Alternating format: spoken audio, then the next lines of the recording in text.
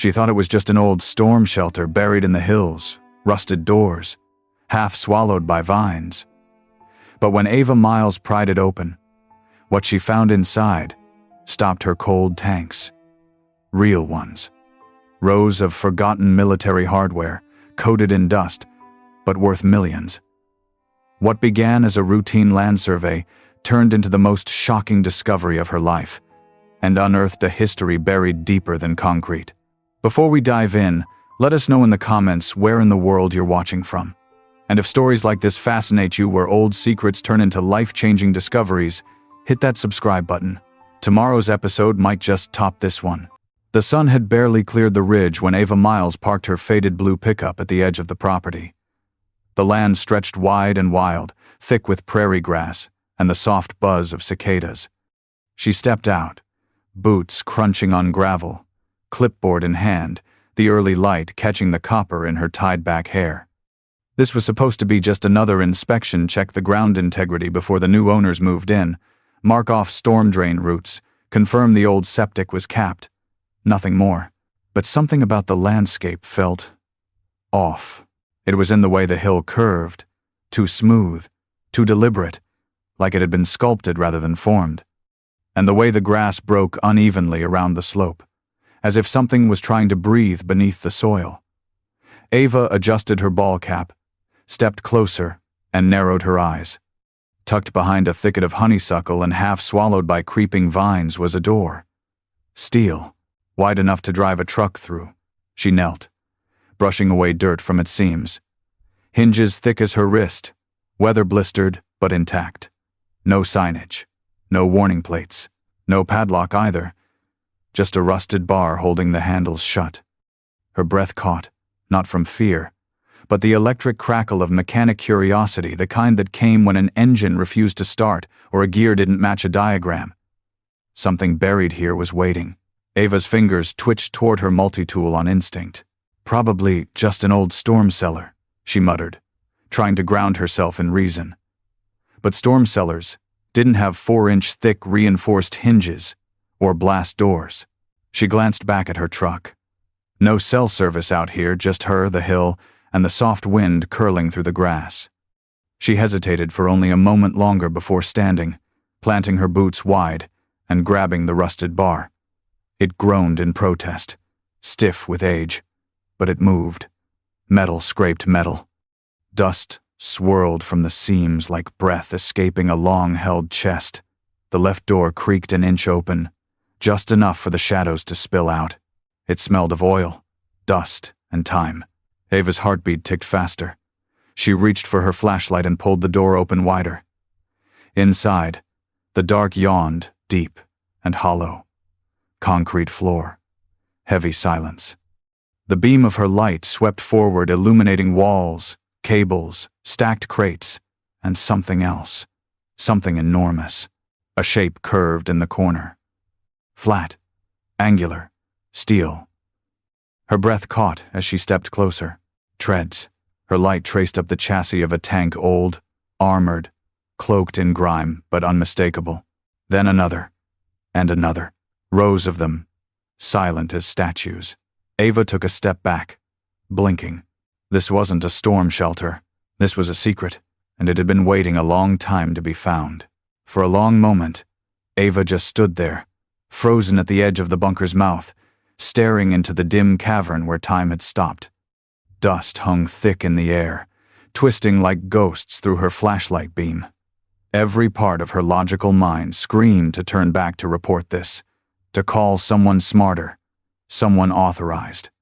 But the mechanic in her, the one raised on busted engines and stubborn bolts, couldn't leave it alone. She took a slow breath and stepped inside. The temperature dropped instantly. The air was heavy, damp, laced with the faint tang of fuel and machine oil. Her boots echoed against the concrete, each step sounding like it didn't belong. The tanks loomed in silence, green beasts slumbering under layers of neglect, their metal skins streaked with rust and grime. They weren't junkyard relics. They were preserved, cared for once, sealed away from weather and time. Ava ran her fingers across the side of the nearest one. The surface was cold but smooth, the paint still faintly visible beneath the dust. She found stenciled numbers M41 7C, barely legible. An American build. Light tank, early Cold War, maybe the 50s. What on earth were they doing out here, in a civilian-owned hill outside Auburn County? She crouched, shining her light beneath the chassis. No animal nests, no corrosion eating through the frame. Just immaculate neglect, like someone had meant to come back for them but never did. At the far end of the bunker, a smaller door caught her eye. It was built into the concrete wall, sealed tight with a brass lock so corroded it looked fused to the metal. A single faded sign above it read, "Maintenance Success Authorized Personnel Only." "Yeah, sure," she whispered under her breath. "Guess I'm authorized enough." She pulled her multi-tool from her back pocket and pried at the lock. It crumbled under pressure, the old metal flaking apart in her hands. The hinges groaned as the door swung inward, revealing a narrow corridor lined with shelves, dust-covered clipboards, oil-stained gloves, manuals stacked neatly like someone had stepped out for a coffee break 70 years ago. Ava's light caught something on the workbench ahead, a steel toolbox, cleaner than the rest of the room, as if it had been placed there later. Her pulse quickened. She approached, flipped the latch, and found the inside perfectly dry. A small leather-bound notebook lay on top of wrenches and screwdrivers, arranged with military precision. She wiped a layer of dust from the cover and read the inscription pressed faintly into the leather. "Property of Major E.L. Keene, U.S. Army Corps of Engineers." Ava blinked. She knew that name. Her grandfather had mentioned a man named Keene once, during one of those rare nights he'd talk about the service. Something about a project he wasn't supposed to see. Her fingers tightened around the book. This wasn't just a forgotten bunker. It was a secret her family had been orbiting for decades, and she had just opened the door to it. Somewhere deeper inside the bunker, a low metallic clang echoed faint, hollow, like a chain shifting in the dark. Ava froze. "Hello?" she called, her voice cracking through the stillness. Nothing. Just silence again. But she could have sworn that sound wasn't the wind. It was too deliberate, too alive. She steadied her breath, turned the flashlight forward, and stepped deeper into the corridor. Whatever this place was, whoever built it, they hadn't planned for her to walk out the same person she'd been when she walked in. The deeper Ava went, the quieter the world became. Not just in sound, but in feeling like the air itself had thickened with secrets. The narrow corridor opened into a secondary chamber, wide and squat, walls lined with metal cabinets and faded control panels. A generator, long dead, sat in the corner like a fossil.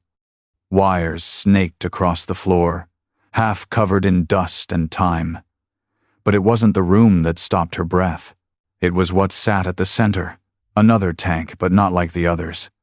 This one was stripped down, panels removed, armor plates laid open like the ribs of some mechanical beast mid-autopsy. Tools were still scattered around it, a wrench left dangling from an access hatch. Someone had been working on this not decades ago, but more recently. Ava knelt beside the engine bay and ran her fingers along the bolts. No rust. Still oiled, still pliable. "Someone's been down here," she whispered, the words barely escaping her lips. It didn't make sense. Everything else looked untouched since the Eisenhower era, but this looked like someone had been trying to bring the beast back to life. She reached for the notebook again, flipping past the brittle first pages. Inside were schematics not just for tanks, but the bunker itself. Hand-drawn diagrams, ventilation paths, power systems. There were notes, scribbled in a sharp, methodical hand. T-90, 2 status, 30% restored. Fuel system compromised. Interior sealed per protocol K. Do not activate. Beneath that, another line, written shakily in red ink.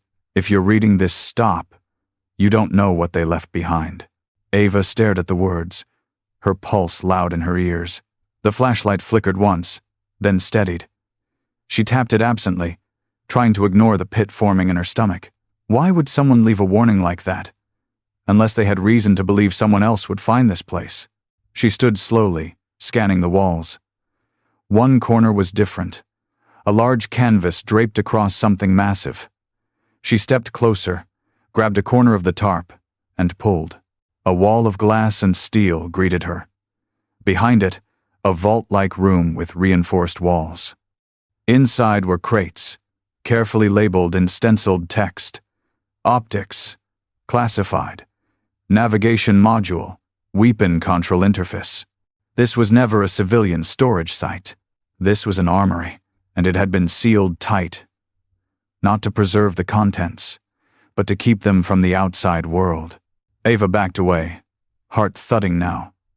She'd come here thinking maybe she'd find an old hoarder's tool bunker, or at most, some forgotten surplus.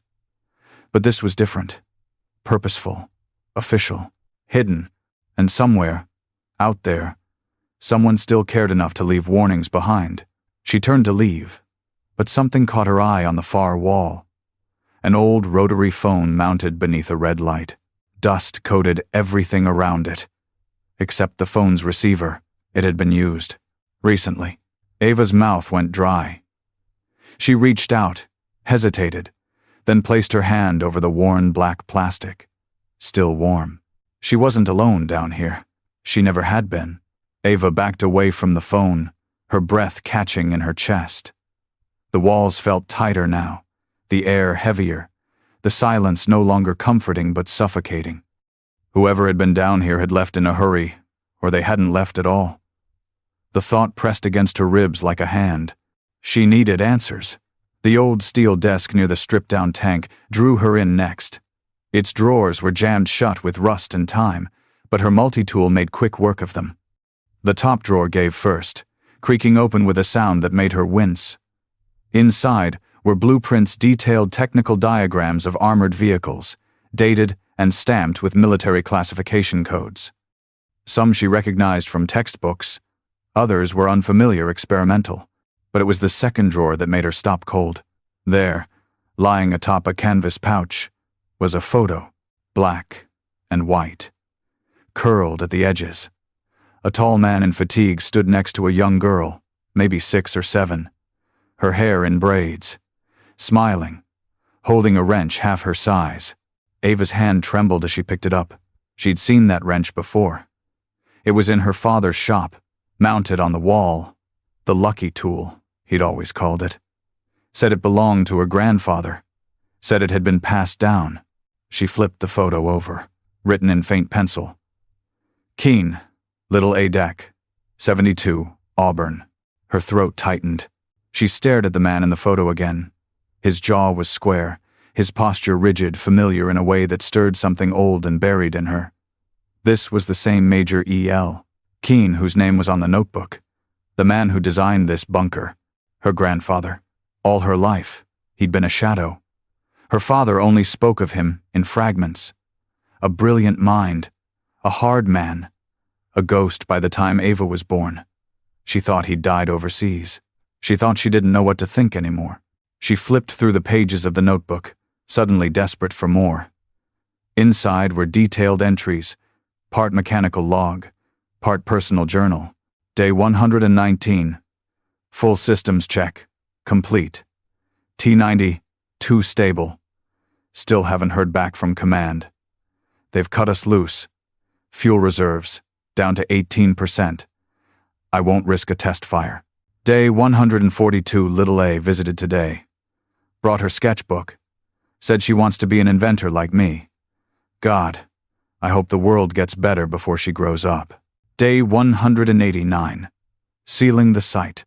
No further contact. Orders unclear. Conscience clearer. We built something that shouldn't exist. Each entry pulled Ava deeper into a life she never knew existed. A man once thought to be a patriot, now clearly burdened by the consequences of what he helped create. He wasn't just hiding tanks down here. He was hiding guilt. She flipped to the last page. There, in shaky handwriting, was a final note. If someone finds this, it's not just metal. It's memory. It's responsibility. If you're family, I'm sorry. And if you're not, treat what's inside with care. Some weapons are meant to be buried, but some truths deserve to be known. Ava sat down on the cold concrete floor, the notebook resting in her lap, her fingers wrapped around the photo like it might vanish if she blinked. The silence of the bunker felt different now, no longer haunted, but hallowed. Her grandfather hadn't vanished. He'd built something and walked away from it. And now, without meaning to, she'd walked straight back in. Not just into a secret, but into the center of a story that had been waiting for her all along. That night, Ava didn't go home. She sat on the concrete floor of the maintenance chamber, her back against a cold steel cabinet, the photo of her grandfather, and the notebook still in her lap. The bunker was silent, but not dead. It felt suspended in time, like it had been waiting for her. And now that she was here, something in her bones told her it wasn't done. By morning, the world outside the hill stirred. Awake birds called in the distance, wind curled through the grass, and sunlight barely pierced the sealed door. But inside, Ava was wide-eyed, exhausted, and full of questions.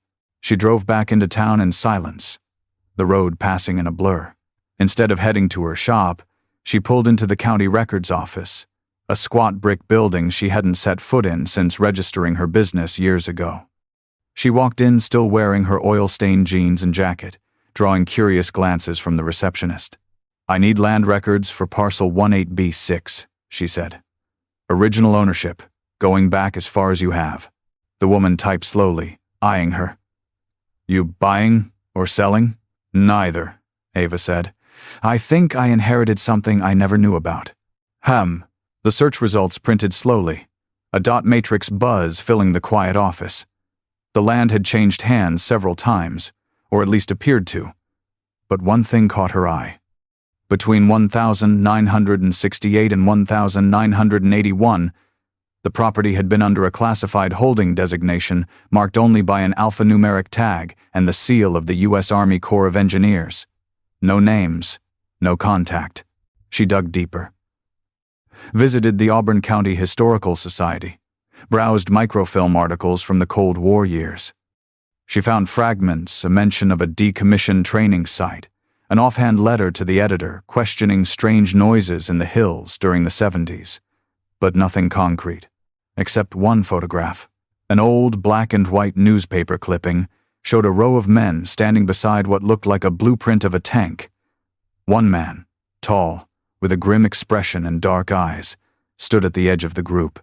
"Major Elias L. Keene," the caption read. "Army Engineer, Auburn Division." Ava traced her finger across the glass.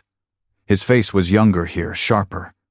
But it was unmistakably him, the same man from the photo in the bunker. Her grandfather. Later that night, she found herself standing outside a small farmhouse 2 towns over. The porch light buzzed faintly as she knocked. After a long pause, the door creaked open. Her Uncle David. They hadn't spoken in years, not since her father's funeral. He blinked in surprise, then stepped back without a word, motioning her inside. "I found the bunker," she said simply. He didn't look shocked. He just nodded and poured them both coffee. "I figured one of us would, eventually," he said. "Your dad was too scared to go near it. Thought it was cursed." Ava tilted her head. Why didn't anyone talk about it? Because it wasn't just classified. It was buried literally and figuratively. Your granddad. He saw things coming, saw where all this was heading. He helped design that place, then spent the rest of his life trying to make sure no one found it. But why? David looked tired, older than she remembered. He set his mug down, leaned back. Because those tanks, they weren't standard issue. They were experimental. Some with AI targeting, some with radioactive shielding. Stuff way ahead of its time. Stuff that got scrapped because the brass didn't like how unpredictable it was. Your granddad didn't trust anyone else to decommission it, so he buried it, locked the doors, walked away. Ava sat with that. "And now I've opened it," he nodded slowly. "Then maybe it's time someone finally told the truth." Ava's fingers curled around the edges of the notebook in her lap. Echoes of the past pulsed through her, not just metal and blueprints, but memories long suppressed, secrets shared in silence, and a legacy that had never been allowed to breathe. The war her grandfather fought wasn't on any battlefield, but its consequences were still very, very real.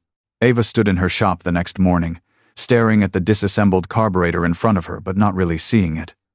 Her hands were steady, but her thoughts kept drifting back to the bunker, to her grandfather, to the tanks sleeping beneath that false hill, like iron giants wrapped in fog. She hadn't told anyone else. Not yet. Not even Kay, her closest friend, who would have normally been the first to hear something like this. She needed time, needed to process. But time, it seemed, was already running. The knock on her garage door didn't sound like a customer's. It was sharp, intentional, a rhythm too practiced to be casual. Ava wiped her hands on a rag and pushed open the side door. The man who stood there was clean-shaven, mid-50s, suit too sharp for Auburn County. His ID badge was already in hand before he even spoke. Agent Vaughn, Department of Defense. Ava blinked, surprised, but said nothing. He took it as permission and stepped inside, his shoes clicking against the concrete floor like a countdown. "I'm told you've been exploring an undeclared site." She folded her arms. "I didn't know I needed clearance to walk through grass and trip over a metal door." His mouth twitched. "Miss Miles, we're not here to threaten you. Quite the opposite, in fact. What you found has been off the books for decades. And while it technically still belongs to the government, no one's claiming it. Too many hands involved in burying it. Too much shame. So why show up now?" He pulled something from his pocket, a black and white photograph. It showed her, from a distance, entering the bunker. Ava's heart pounded. "You've been watching? We have eyes on certain places," he said calmly. "And when a door that hasn't opened since 1980, one suddenly swings wide, alerts go off." She reached for the photo and stared at it. It was recent, 2 days ago. "We know who you are," Vaughn continued.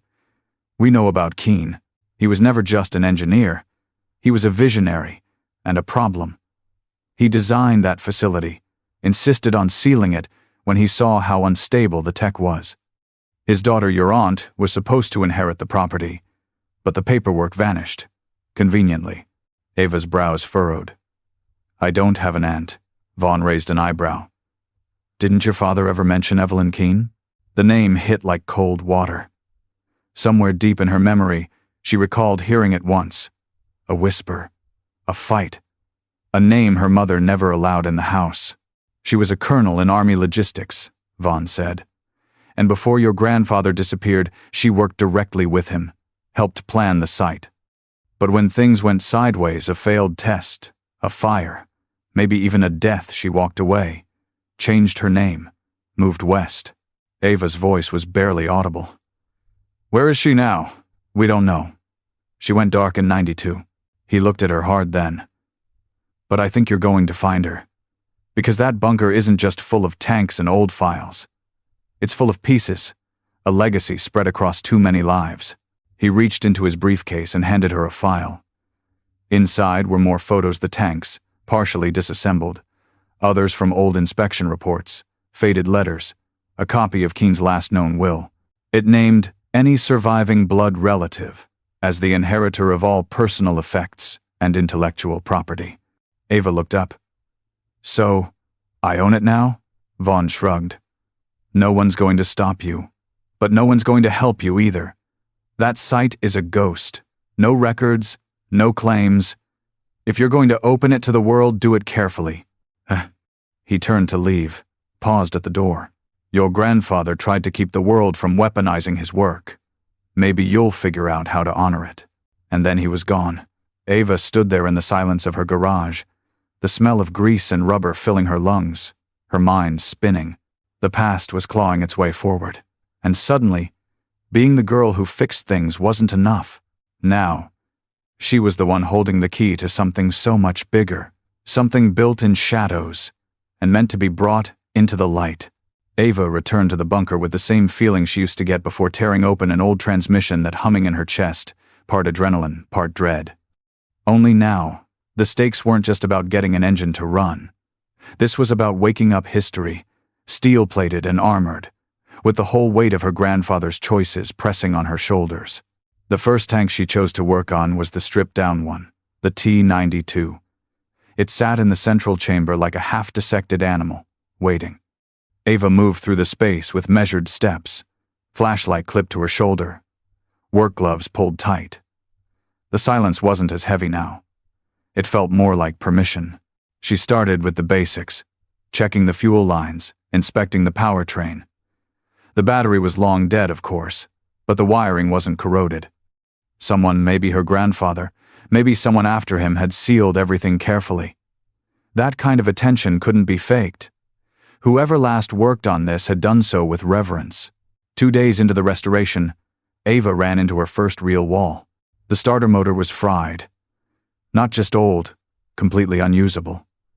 She needed a part that hadn't been manufactured in over 50 years. She sat on the floor next to the tank, greasy and frustrated, hair pulled up in a bandana, and muttered, "You're gonna fight me every step of the way, huh?" The sound of tires crunching gravel outside made her pause. She climbed the bunker stairs and pushed open the steel hatch, just as an old Ford Ranger rolled to a stop. Out stepped a man in his 70s with a toolbox in one hand and a coffee thermos in the other. "Figured I'd find you out here," he said. Ava blinked. "Do I know you?" He grinned. "You will. Name's Art Keller. Used to work with your grandfather. I tuned half those tanks under his orders back in '79. She stared, stunned. "How did you know I was here?" He nodded toward the hills. "Word travels fast when a ghost wakes up." Over the next week, Art became her shadow, gruff, exacting, sharp as ever. He remembered things Ava hadn't even learned in tech school.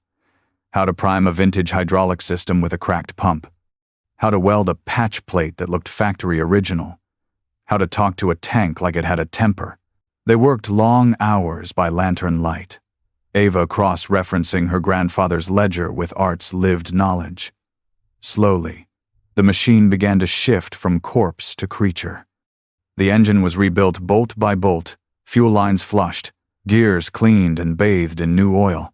And then, one night, it happened. The T-92 rumbled to life. It wasn't loud, not like modern engines, but it was deep. A growl more than a roar. Steady. Alive. Ava stepped back, grease-smeared hands trembling, eyes wide. Art whooped loud enough to echo through the chamber. "She's breathing again!" he shouted. Ava nodded, too choked up to speak. Word spread faster than she expected. First came Caleb, a high school senior who showed up asking if he could help.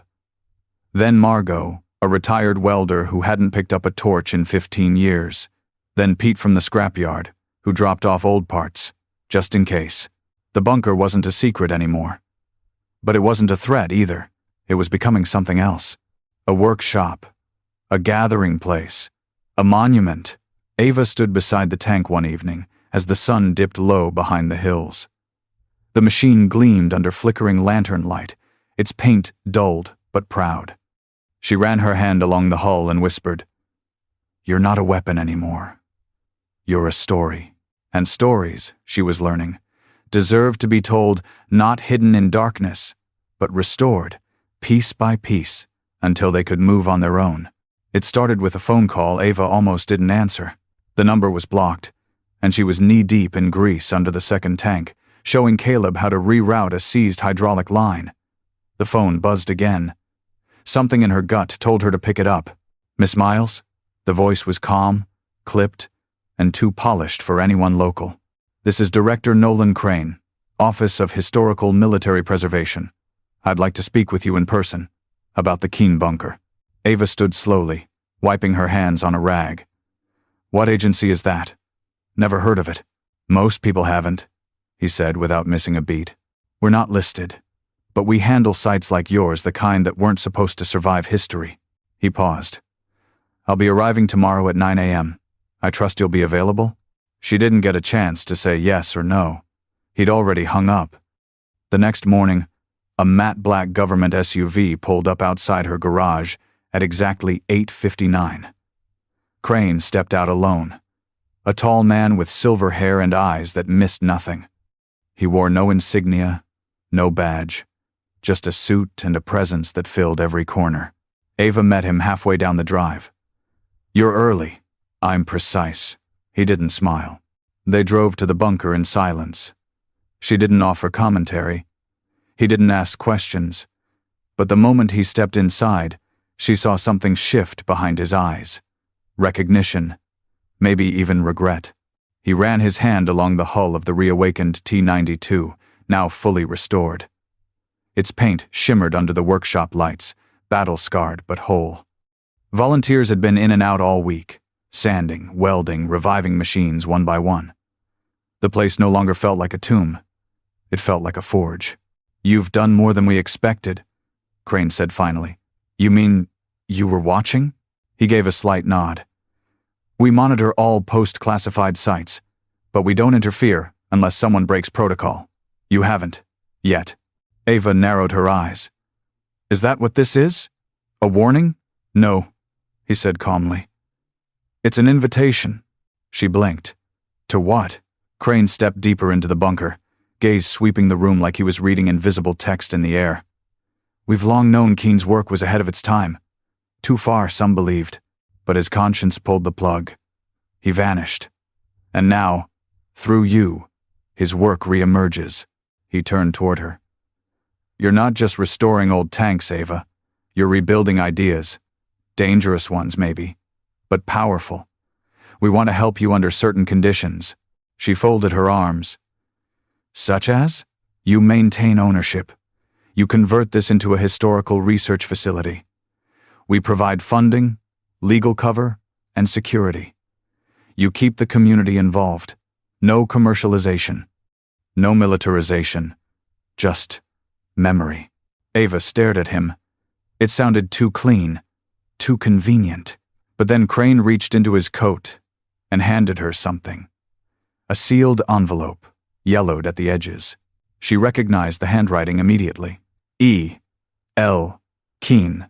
Inside was a letter, dated July 1979. If you're reading this, it means the site has been rediscovered. And if you're my family, thank you for not running from it. I tried to protect the world from what we built.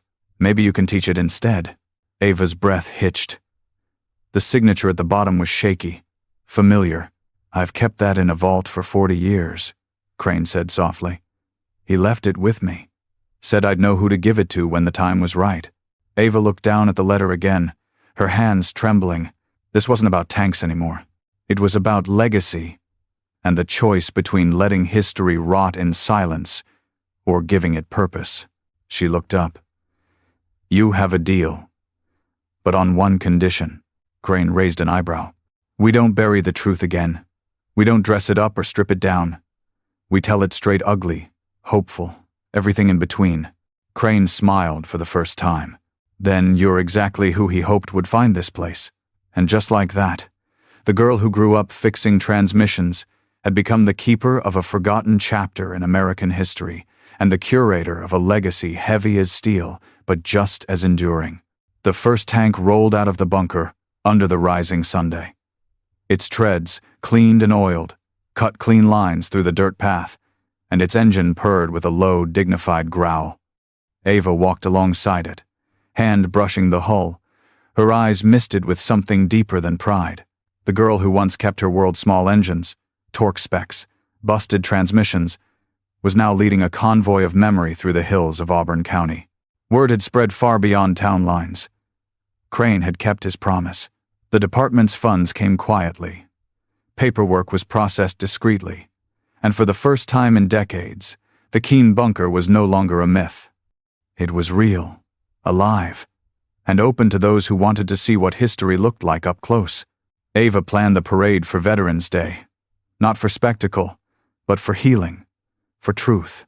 The tanks would roll not in aggression, but in honor not just of the soldiers who served, but the engineers, the builders, the ones like her grandfather, who built the bones of war while trying to keep their souls intact. They lined the main street by sunrise. 3 restored tanks, 1 half-completed restoration pulled on a flatbed. Each carried names now painted in white across their armor. Elias, Liberty Blue, Auburn Star, and Grace. The last name had come from a note Ava found scribbled in the back of her grandfather's ledger. If she ever rolls again, call her Grace. That's what she gave me. Ava stood on the flatbed in her coveralls, grease still under her nails, microphone shaking in her hand. The crowd stretched farther than she could see.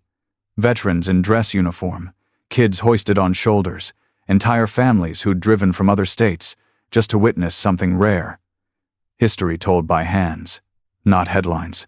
She cleared her throat and began. My name is Ava Miles. I'm a mechanic. That's all I've ever been. But sometimes, being the person who fixes things means you're the one who uncovers the broken truths too. This place, the bunker, these machines, they weren't supposed to be found, but I did, and what I found wasn't just metal and wires and secrets. I found purpose. I found legacy. Her voice trembled as she looked down at her palm, where her grandfather's St. Christopher medal now hung from a chain. My grandfather helped build these. Then he tried to bury them, not because he was ashamed of his work, but because he was afraid of what the world would do with it. Now, I'm choosing to bring them back not to fight, but to remember.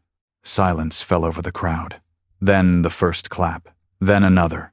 Then the roar.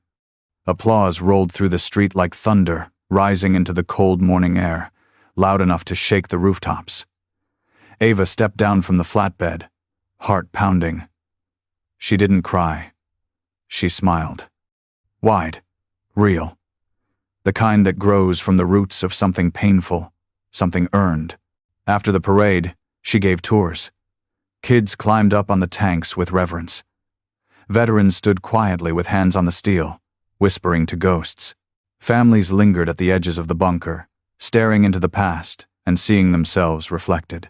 That night, as the last car pulled away, Ava stood alone, under the stars beside Grace. The wind curled around her like a whisper. She looked at the tank and said softly, "You were never meant to be a weapon again. Now, you're a monument." She glanced toward the dark hills beyond.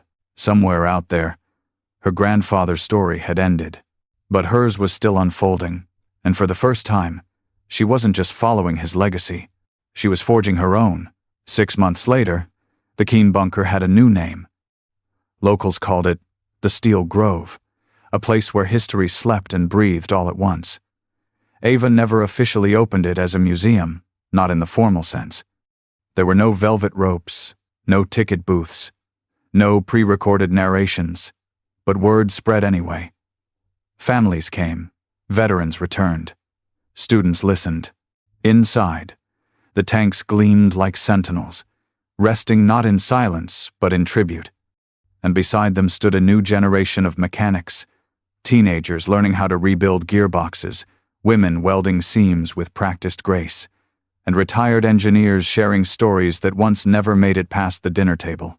Ava had started weekend programs, Wrench and Word, where kids learned mechanical basics and got to hear first-hand accounts of Cold War secrets and sacrifices. Her goal wasn't to glamorize war machines, but to remind people what they were: tools of an era built by human hands, carrying human cost. She stood one morning beside Elias, the first tank that had come back to life, guiding a group of high schoolers through its internals, when a boy, maybe 15, raised his hand and asked the kind of question that cuts through everything. Why fix something that was built for destruction? Ava crouched beside him, her hand resting on the hull. She looked up, not with an answer rehearsed, but one lived. Because fixing isn't just about making something work, she said softly. It's about understanding why it broke. It's about taking something designed for pain and deciding it can carry purpose instead. These machines, they carry stories. And stories, especially hard ones, shouldn't be erased. They should be rebuilt. Later that week, a package arrived. No return address, but the postmark was from Wyoming. Inside, wrapped in military canvas, was a single item: an old service cap with colonel insignia stitched into the lining. Beneath it, a note in simple, careful handwriting. She asked me not to be found, but I saw the parade. You've done right by him, By all of them. Don't stop. E.K. Ava held the note for a long time, the edges soft from its journey. She didn't tell anyone. She just framed the cap, hung it beside the photo of her grandfather, and whispered, "Thank you."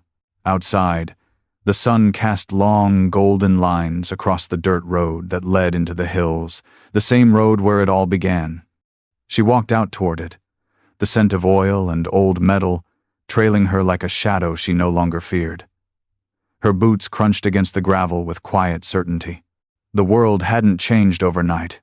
She still ran her shop, still fixed engines for folks too stubborn to buy new cars.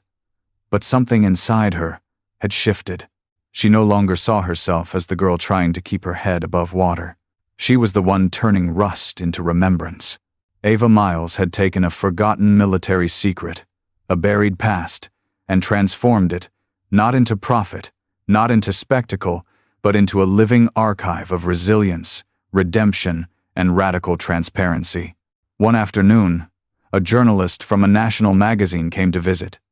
He toured the bunker, took photos, asked her about defense history, technical schematics, even governmental oversight. At the end, he asked, "So what is this place, really?"